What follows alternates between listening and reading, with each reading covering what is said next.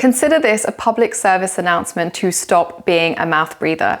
I am going to share some tips on how you can be more attractive and, with things that are actually in your control. I'm not talking about your genes. I'm not talking about what you look like. I'm talking about things that we can actually have external control over, and that can help us up our confidence and up our attraction, because my goodness, is it attractive to be around a confident person.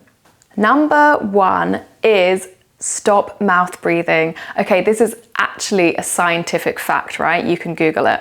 That people who mouth breathe, like breathe through their mouth, that they start losing their chiseled jawline, their kind of face starts to drop. There's just like loads of physiological responses that you will have to mouth breathing. So I took this a step further because I definitely mouth breathe through the night, and I even use surgical tape, hypoallergenic of course, to tape my mouth shut at night so that I can actually know for a fact that I'm breathing through my nose. And I found the quality of my sleep to be better, and I think I'm getting a little less kind of like round here maybe. So that's been a really good health hack, as well as something that I think is making me look nicer as well. So don't be a mouth breather. It's really not even that healthy for you, because we have all these filters through our nose.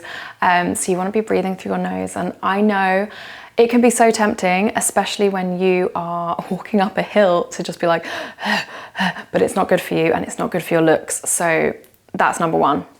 Don't be a mouth breather.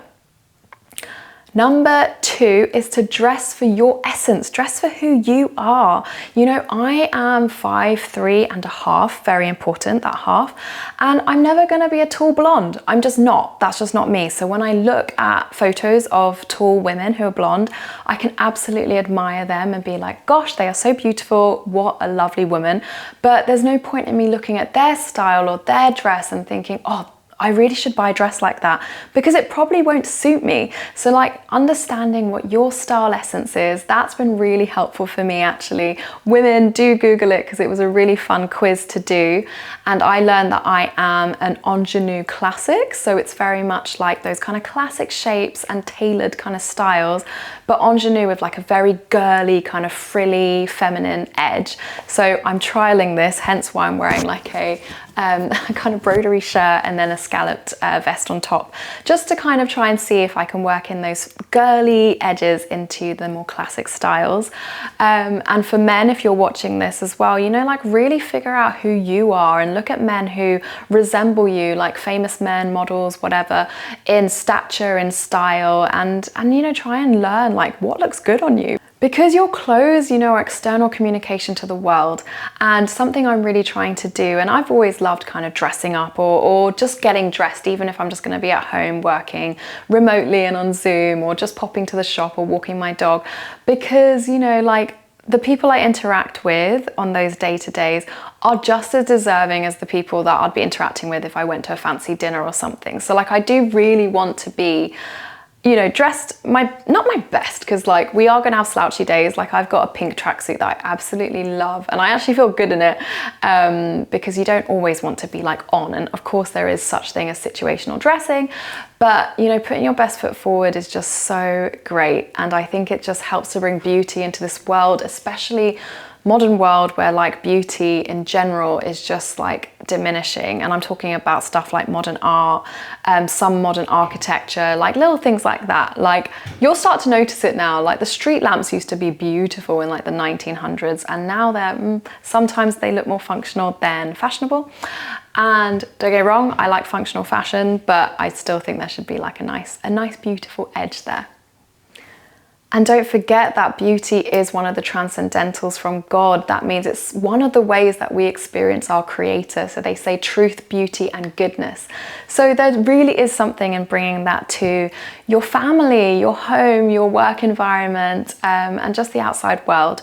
So figuring out your style essence, which I think is a difficult thing to do, because you really need to figure out who you are and who you want to portray yourself, to be in the world. So I'm certainly still figuring it out, but Yeah, just kind of try and keep a note, like when did I feel really good in something I was wearing? When did I get complimented a lot when I was wearing something? When did I just, feel confident and had that gusto? Because sometimes I wear clothes and I just feel so meh, and nothing great comes out of it. So I'm trying to be a lot fussier about my wardrobe and just the things that I have, and really being able to radiate who I am in what I wear.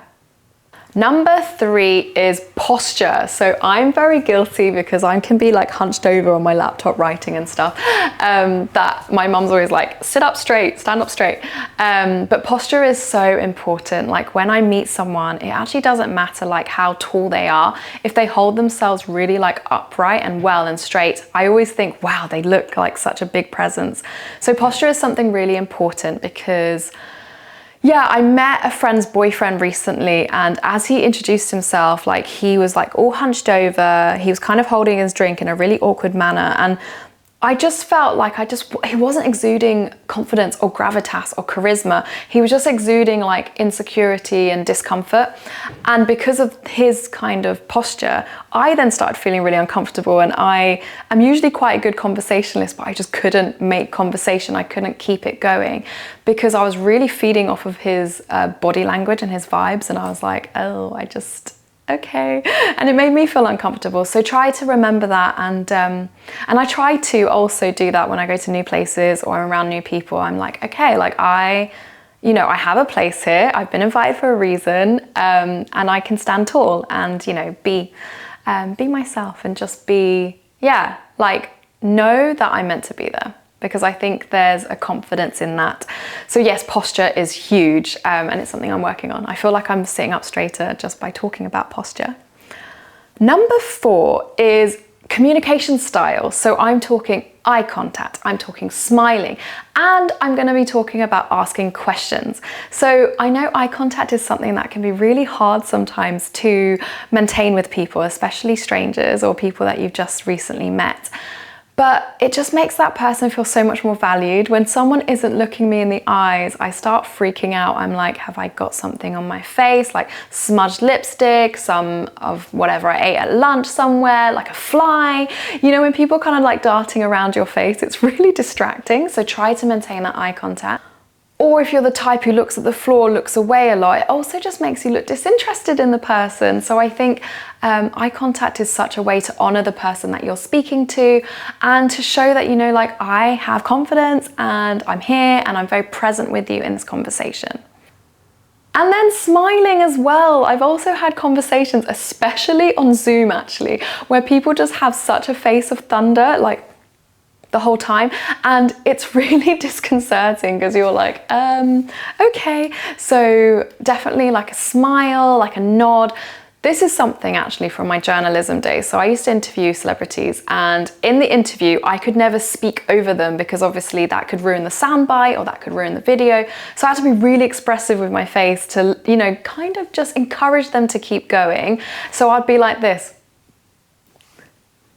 And I think it was really good practice for me because now I can do that in day-to-day conversation, and it just helps the other person to feel like you're really engaged. And then my other point is asking questions. I was at a party recently and had a conversation with this man, and after 10 minutes I could tell you what this man did for work, what university he went to, his 2 favorite music artists, the latest holiday he'd been on, and various other kind of fun tidbits. He could not tell you one thing about me because he didn't ask me anything. Like I was asking questions and he was answering them, and he was never kind of batting those questions back to me. He was just kind of like standing there waiting for my next question. And I'm a good question asker, I'm a good interviewer, so I just kept it going. But then I left and I was like, And then I realized there was another woman at the same party, and I was like, oh my gosh, hi, lovely to see you again, because I'd met her once before. And I said, oh, how are things in the area that she lived in, and a few things I remembered. And she said to me, wow, how did you remember that? I don't actually remember anything about you. Which at first I was like, burn. But then I realized when I thought back to it, she also never asked me questions. So I suppose there's a two-parter to this. ask questions, but also if you're not being asked questions, volunteer information about yourself to just kind of give more color to you, and so that people really remember you and have something that they can sink into. But yeah, two-way conversations are way better. So please, whoever's listening to this, remember to ask questions and to listen, because it's such a good, important part of being confident. Not only that, it's very attractive. People actually really enjoy conversing with people who listen to them and ask questions and are genuinely interested.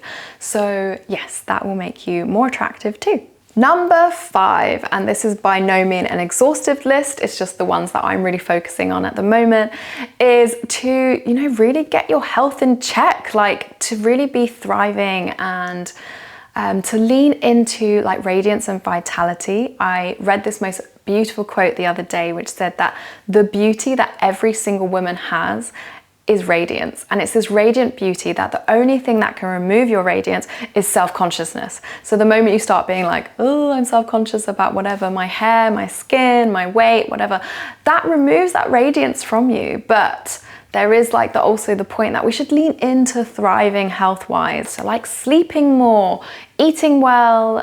But when I say eating well, I think like an 80-20 is really healthy. So like 80% eating well and 20% just being open to being like, I'm at a party, I'm at McDonald's, I'm whatever. Like I'm gonna still live and like not stress out about it. And I guess a big thing of that as well is not stressing out. Because my gosh, when I go through a stressful period, I like look in the mirror and I'm like, I look so much older. So I think, just being able to really find ways that you can stay calm, that you can stay rooted, that like abiding in God, and like God's got a plan for your life, and like his will is way better than our will, and like he knows 100% better than we do. And to lean into that and to not fall into anxiety and stress or insomnia or anything like that, to try to really be joyfully healthy.